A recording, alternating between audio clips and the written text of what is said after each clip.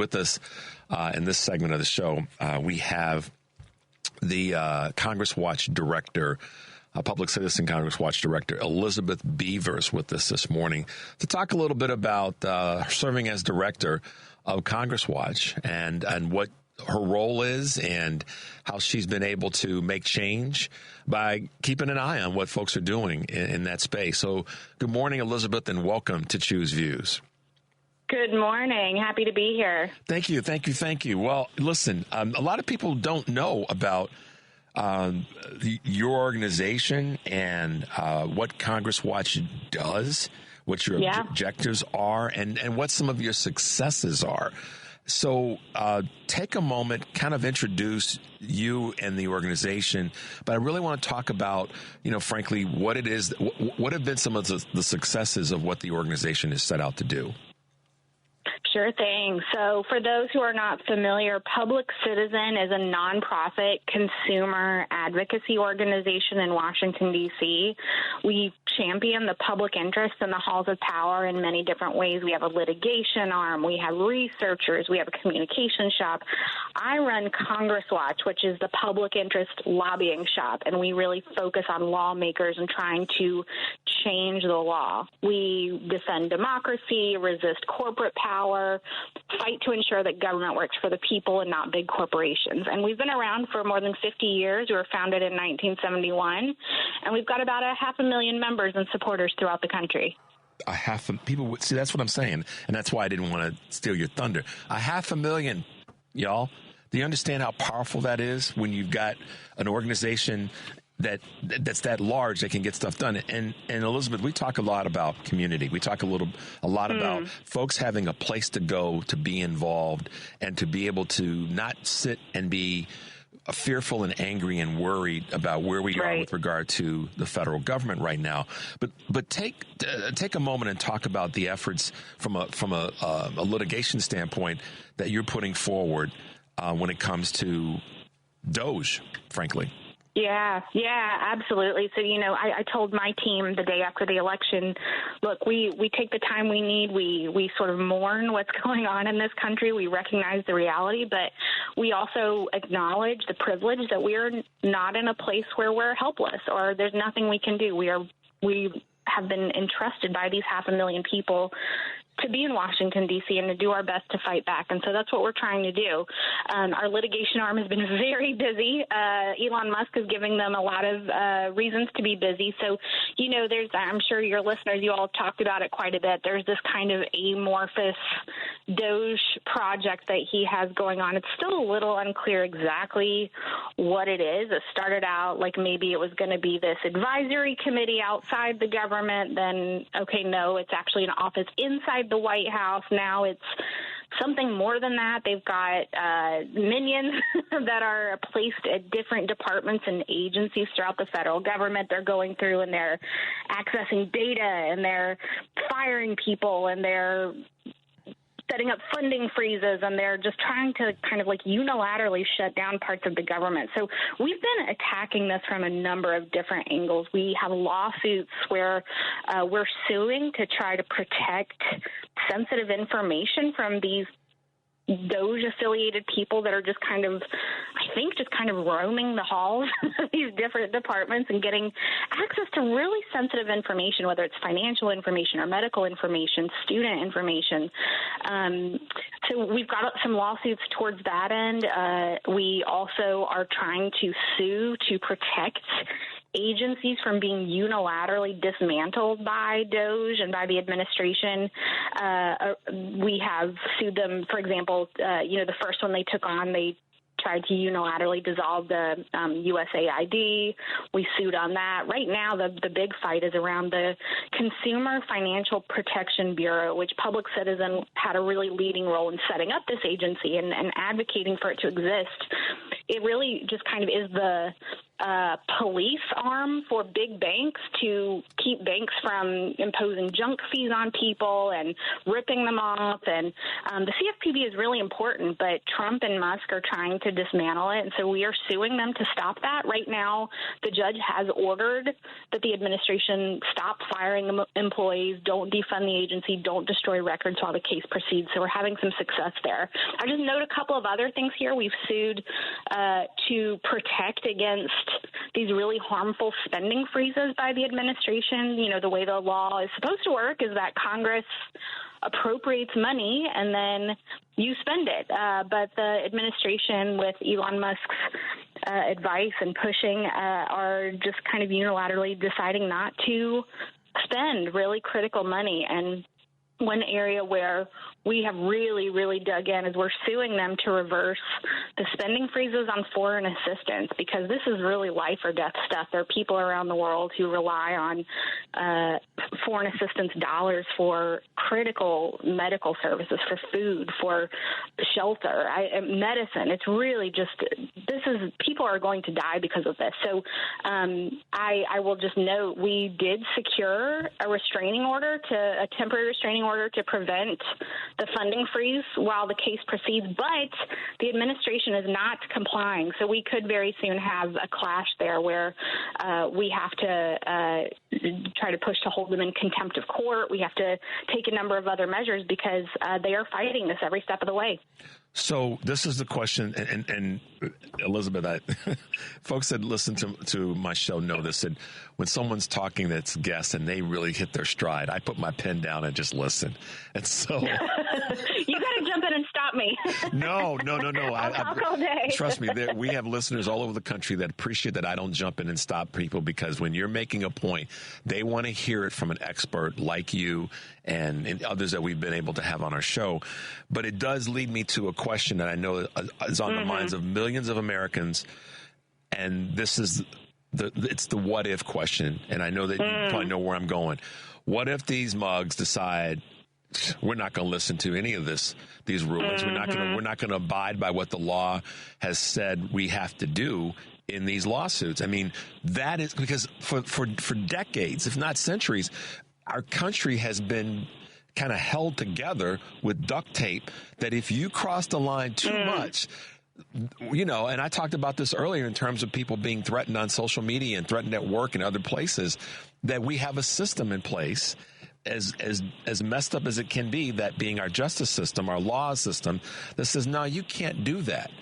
And so this is what I think people are really ultimately concerned about, is we have these great groups like yours that are filing suits.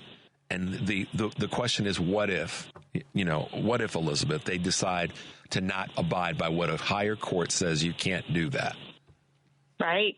Yeah. I mean, we might find out really soon, right? They are putting us in this situation, like everything's getting a little philosophical. Like, what is law? If no one enforces it and no one abides by it. So, Public Citizen is thankfully, we're one of those groups. We have a number of tools at our disposal. We are thinking about that. We run this coalition called Not Above the Law, where we partner with other organizations like ours who have members and supporters throughout the country, so that collectively we always feel we work best in coalition when we're joining together, rowing in the same direction. We're partnering with a number of other organizations, and we're preparing to mobilize if that happens.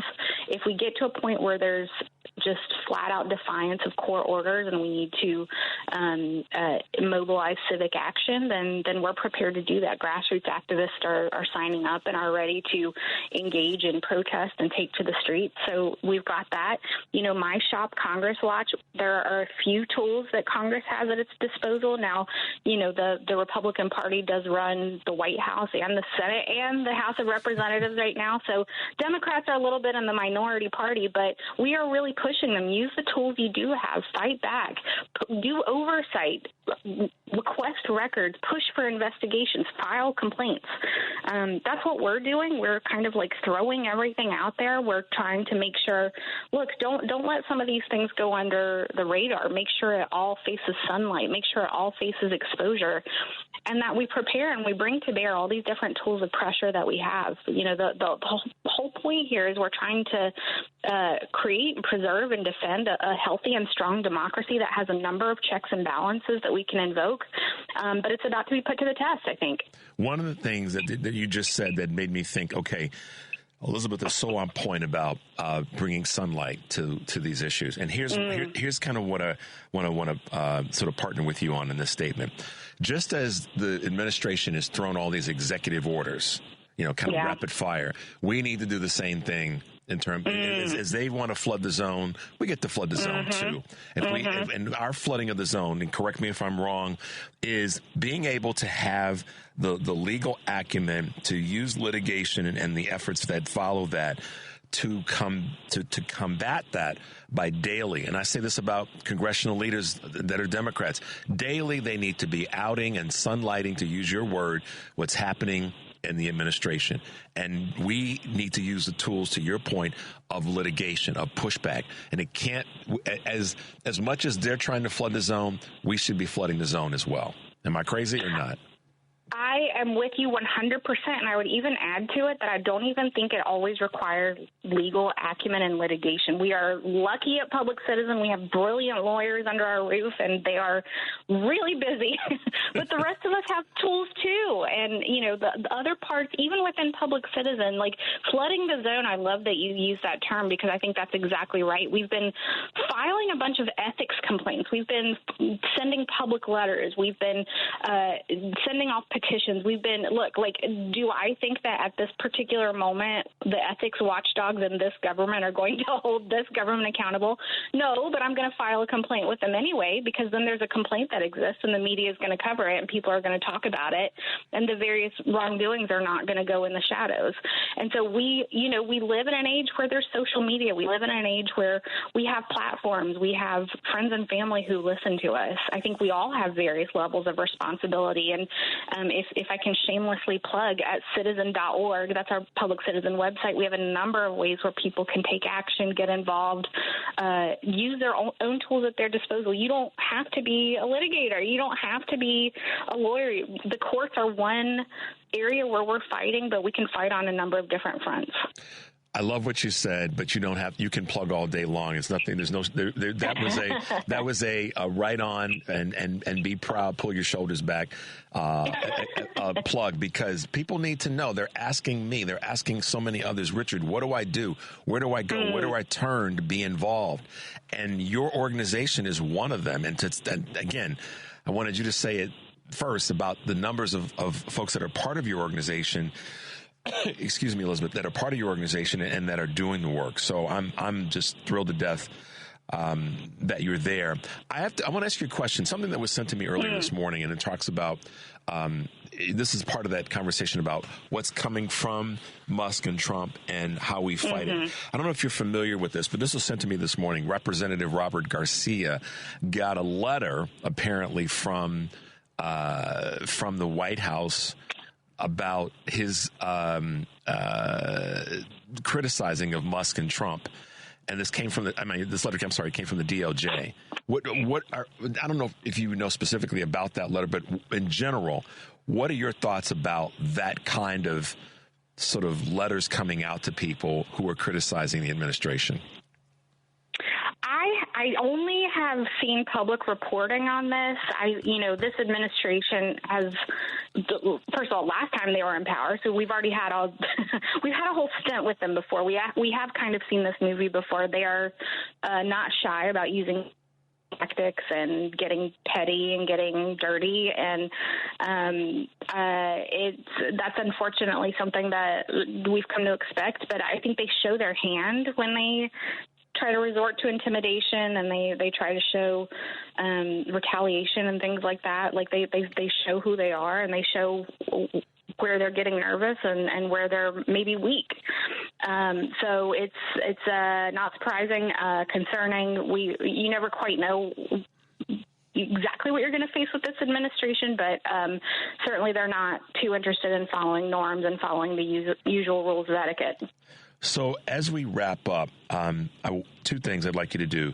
Let folks know where to find you, one. And the second thing is, some parting comments of inspiration or direction, may be a better word, for those who are listening throughout the country. Totally. Look, I think that we're not meeting the moment if we don't acknowledge that things are scary and things are really concerning, and that's perfectly okay. I think, like I said at the top here, that's what I told my staff. It is perfectly okay to mourn and to be worried, but let that channel us into action and let that channel us into being really strategic. What can we do? Where can we push back? We do live in a democracy that has a number of tools of pushback and of leverage, so let's push them. And again, if folks want to go to citizen.org, that's where you can find Public Citizen's website. There are ways to support us, to get on our email list, to chip in for our legal team that is working overtime right now, to take action, to have call scripts if you want to contact your legislators, if you want to share things out on your social media platforms. We've got so many opportunities for that. I hope people will follow up there, because we're trying really hard to answer those exact questions, like what can we do, and where can we really focus our energy and focus on doing something about this moment. And so, we're doing our best to find those opportunities. We're not giving up. I hope others won't give up, and I hope we can work together, because, I mentioned this elsewhere, we are going to be so much stronger if we are all rowing in the same direction and joining forces. That's a visual that you guys can take with you this weekend all over the country, rowing in the same direction. We are different backgrounds and different, whatevers, but if we're rowing in the same direction now, that's going to be one of our superpowers. And having folks like Elizabeth Beavers, a public citizen, out there leading the charge. I want people to follow you, follow the organization, be involved, take heed to her words about community and being an advocate and working together, because they're meaningful and we are stronger together. So, Elizabeth, thank you so much for being with us. We are definitely looking forward to having you back again in the coming weeks, because we know that you'll have a lot to report on the work that you guys are doing. Anytime, and thank you for doing what you're doing and bringing us all into this conversation. Absolutely. Elizabeth Beavers, public citizen, thanks for being with us this morning. Have a great weekend, okay? Thank you. Take care. All right. Bye now.